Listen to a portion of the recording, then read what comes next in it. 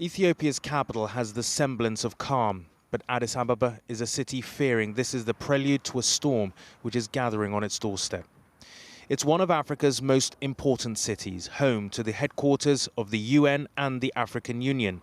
Yet its 6 million residents have been told to arm themselves by the government in a last-ditch defense against Tigrayan rebels who are just 200 miles away.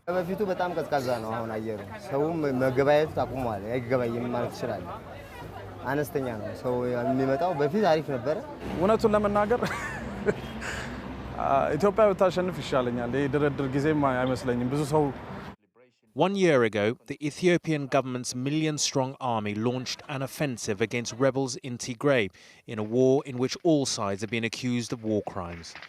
But Ethiopia's army collapsed and Tigray's rebels are now threatening to take the capital by force, causing global concern. I spoke with the president of Zambia, who is visiting London. What do you think will be the consequences for the whole region and Africa if Ethiopia were to be plunged into a full-scale civil war? The Ethiopian situation is not an Ethiopian situation per se. It's a situation afflicting all of us and the globe. Some will be injured and be maimed permanently, impairing their ability to any livelihood to look after themselves, to look after their families.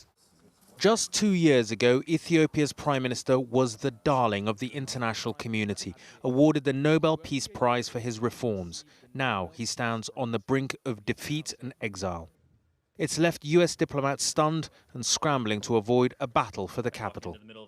The Horn of Africa is a critically important region, and it looked like it was going from a very troubled region to one of great promise. This is what drives me absolutely crazy, is it is a needless war.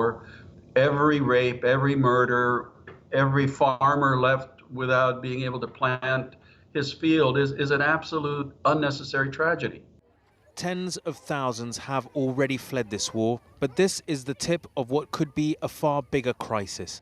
With a population of 110 million, 5 times the size of Syria, a full-scale civil war in Ethiopia could easily become the biggest global humanitarian crisis in decades.